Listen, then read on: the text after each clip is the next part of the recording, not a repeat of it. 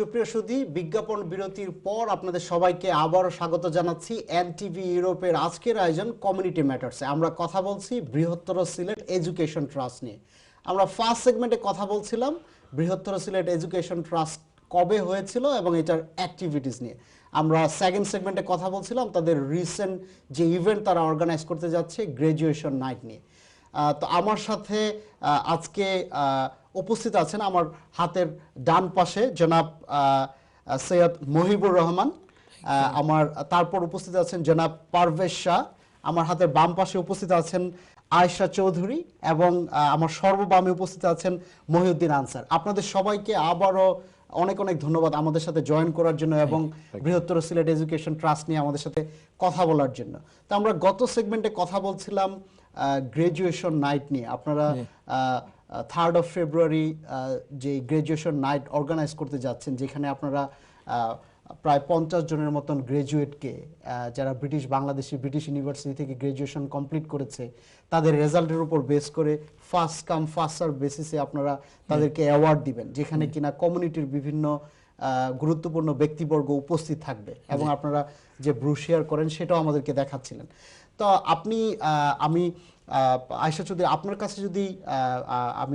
কাছে যদি জানতে চাই যে এই ধরনের ইভেন্ট আপনারা বলছিলেন যে 2015 সালে প্রথম করেছিলেন গ্র্যাজুয়েশন নাইট এবং ওই গ্র্যাজুয়েশন নাইটটা সাকসেসফুল হয়েছে, এই জন্য আপনারা আবার করছেন ফেব্রুয়ারির 3 তারিখে, যেখানে আপনাদের অ্যারেঞ্জমেন্টটা আগের থেকে বড় আপনারা বলছিলেন। তো এই ধরনের ইভেন্ট অ্যাকচুয়ালি কিভাবে ইন্সপায়ার করে গ্র্যাজুয়েটদেরকে বা তাদের প্যারেন্টসদেরকে, বা কিভাবে কমিউনিটিকে একসাথে আনে, আপনি যদি আমাদেরকে একটু সংক্ষেপে বলতেন। যেমন বাংলাদেশি কমিউনিটিতে আমাদের সিনিয়র সিটিজেন বা একটু বয়স্ক যারা, আমরা অনেক সময় মিডিয়া বা পাবলিসিটি আমরা কিন্তু পছন্দই করি, কিন্তু আমাদের যে ইয়াং জেনারেশন তারা কিন্তু পাবলিসিটি থেকে একটু দূরে। বাট আনফরচুনেট আমাদের কমিউনিটিতে কিন্তু অনেক প্রচুর পজিটিভ নিউজ আছে, প্রচুর ছেলেমেয়েরা ভালো করছে, লেখাপড়ার দিকে ভালো করছে, জবের দিকে ভালো করছে, কিন্তু দেখা যাচ্ছে মিডিয়াতে বেশিরভাগ সময় নেগেটিভ জিনিসগুলোর প্রচার বেশি হচ্ছে এবং আমরা সবসময় আফসোস করি যে এটা কেন হলো, কিভাবে হলো, কিন্তু আমাদের পজিটিভ দিকগুলা কিন্তু সবসময় তুলে ধরা হয় না। তো লাস্ট ইয়ারে যখন 50 স্টুডেন্টস একই বিল্ডিং এ, হ্যাঁ, তো 50টা বাচ্চা মা বাবা ফ্যামিলির সাথে একটা চমৎকার একটা এনভায়রনমেন্ট আর কি। তো যেসব মানে সবাই তো প্রায় প্রত্যেক ফ্যামিলিতে একটা দুইটা ছেলে মেয়ে আছে গ্রাজুয়েট, কিন্তু অনেক সময় দেখা যায় যে ফ্যামিলিতে রোল মডেলের অভাব, কোনো জায়গায় রোল মডেল আছে, তারপরেও ইন্সপিরেশনের কিন্তু স্কোপ থেকেই যাচ্ছে। প্রোগ্রাম অ্যাকচুয়ালি প্যারেন্টসদেরকে, স্টুডেন্টদেরকে ইন্সপায়ার করে, and also the same time মিডিয়াতে কিভাবে পজিটিভলি আসে। আমাদের একটা কল আছে, আমরা একটা কল নিয়ে নিব, এরপরে আপনার সাথে আমরা আবার কথা বলছি। কলার, আপনার নাম বলে আমাদের উপস্থিত অতিথিদেরকে প্রশ্ন করতে পারেন। কলার, আপনার নাম এবং আপনার প্রশ্নটা। হ্যালো, আসসালামু আলাইকুম। আমার নাম করিম, ওয়ালাইকুম আসসালাম থেকে বলছি। আসলে আপনাদের প্রোগ্রামটা খুবই সুন্দর এবং সাধারণত আজকাল এই ধরনের প্রোগ্রাম খুব একটা দেখা যায় না। এবং এদেশে একটা জিনিস আমি দেখেছি যে অনেক সংগঠন আছে সাধারণত স্থানীয়ভাবে বিভিন্ন জেলাভিত্তিক কাজ করে, বিভিন্ন থানাভিত্তিক, উপজেলা ভিত্তিক, কিন্তু গ্রেটার সিলেট আসলে মানে বৃহত্তর সিলেট নিয়ে কর্মকাণ্ড করছে, সুতরাং নিঃসন্দেহে এটা ব্যতিক্রম। আপনাকে অনেক ধন্যবাদ আপনার পজিটিভ ফিডব্যাকের জন্য। আমার দুটি প্রশ্ন আপনাদের কাছে।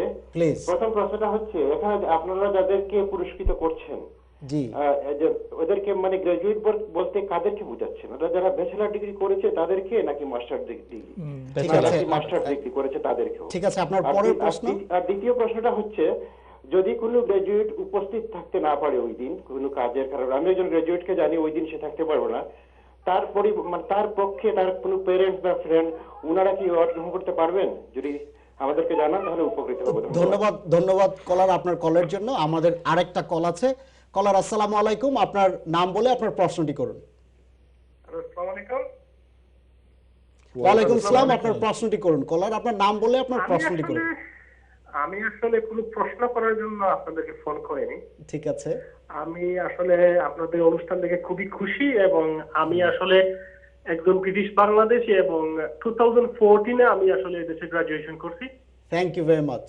For your positive feedback. আমার আসলে বয়স নিয়ারলি 40। জি, আমি বাংলাদেশ থেকে গ্রাজুয়েশন করার পরে এদেশে আইসা আবার আমি আপনি গ্রাজুয়েশন করেছেন? হ্যাঁ হ্যাঁ, আমি বাংলাদেশে গ্রাজুয়েট ছিলাম, এদেশে করছি। তো আমার আসলে পরামর্শটা হচ্ছে যে আপনারা যে কাজ করতেছেন খুবই ভালো, এবং এরকম আমাদের কমিউনিটিতে এবং আমাদের বাংলাদেশি কমিউনিটি বিশেষ করে অনেক কিছু হওয়া দরকার। বাট আমি বলতে চাচ্ছিলাম যে আমাদের অনেক সিনিয়র যারা আছেন, যারা ধরেন 10 বছর 15 বছর 20 বছর আগে তারা গ্রাজুয়েশন করছেন, তারা একটা ভালো অবস্থানে আছেন। হ্যাঁ হ্যাঁ, আমরা ধরেন আমি গ্রাজুয়েশন করছি 2014-এ, আমি আসলে ওই লাডার বা স্টেপ গুলা আগাচ্ছি। তো আপনারা যদি এই প্রোগ্রাম বা এরকম কোন একটা ইয়ে করে বাংলাদেশি গ্রাজুয়েট অ্যাসোসিয়েশন এরকম কিছু একটা করতে পারেন, তো হবে কি যে আমাদের মধ্যে এবং সিনিয়র এবং জুনিয়র যারা আছে আমাদের মধ্যে লিঙ্কেজ ক্রিয়েট হবে। তখন আমরা একটা প্ল্যাটফর্ম পাবো যে আপনি আমাদেরকে বলছেন যে যারা আগে গ্রাজুয়েশন কমপ্লিট করেছে গাইডলাইনস এর ব্যাপারে অনেক কিছু আমাদেরকে দিতে পারেন। ওকে, আপনার অনেক ধন্যবাদ আপনার ফিডব্যাকের জন্য। আমার বিশ্বাস যে আমার সাথে আজকে যারা উপস্থিত অতিথি আছেন ওনারা they will take it into consideration. অনেক অনেক ধন্যবাদ আপনাদের প্রশ্নের জন্য। ওকে, সবাইকে ধন্যবাদ এবং আসসালামু আলাইকুম। আপনাকে অনেক ধন্যবাদ। ওয়ালাইকুম আসসালাম।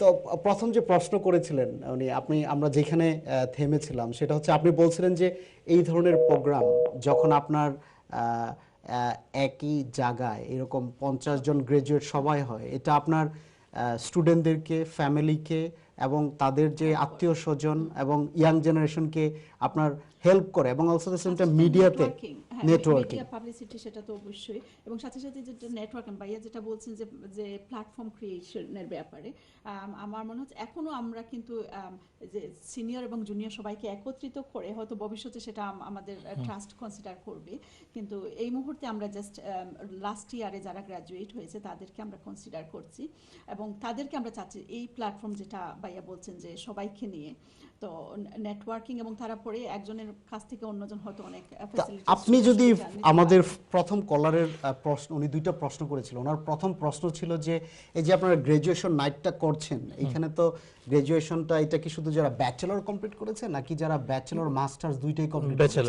যারা ব্যাচেলর কমপ্লিট করেছে, যারা তারা শুধু এটা এন্টার করতে পারবে। ওকে, ঠিক আছে। তো আপনি বলছিলেন যে শুধু এই ধরনের প্রোগ্রাম আপনার মিডিয়াতে আমাদেরকে পজিটিভলি আনে না, রেদার একটা আপনার প্ল্যাটফর্ম ক্রিয়েট করে নেটওয়ার্কিং এর আলটিমেট আমাদের এইমটা হলো যে আপনার এটা এই গ্রাজুয়েশন সেরেমনি থেকে আপনার নেটওয়ার্ক ক্রিয়েশন একটা করা, নইলে তো আপনার শুধু আপনার এই যে আসার পরে শুধু সেলিব্রেশন হবে, কিন্তু এটা নিয়ে যেতে পারছে, কিন্তু এই যে আপনার networking with employers, career developers, এটা আপনার ধীরে ধীরে এই ল্যাডারটা কিন্তু আমাদের ধীরে ধীরে আমাদের আপনার ক্রস করতে হবে আপনার, কিন্তু এইটা একসাথে হবে না, কারণ এই প্রোগ্রামটাকে আমাদের সাকসেস ক্রিয়েট করতে হবে। সাকসেস ক্রিয়েট করার পরে দেখা যাবে যে আপনার জন্য আপনার শুধু ওই গ্রাজুয়েশন মাঝে একটা ট্র্যাক রেকর্ড আছে, তারপরে আপনার এই লোকাল অথরিটি এবং আমাদের এই যে ভাই বললে যে একটু আগে যে বিগার এমপ্লয়ার, আমাদের বাংলাদেশ সেক্টরে যারা বিগার এমপ্লয়ার আছে, solicitor farm, barrister farm, accountancy farm, অনেকগুলা ফার্ম আছে, তাদেরকে ধীরে ধীরে ধীরে ধীরে আমাদের নেটওয়ার্কের ভিতরে ঢুকানো যাবে। কিন্তু বিফোর দ্যাট আমাদের এইটা আপনার has to be an ultimate success for people to join. Thank you very much.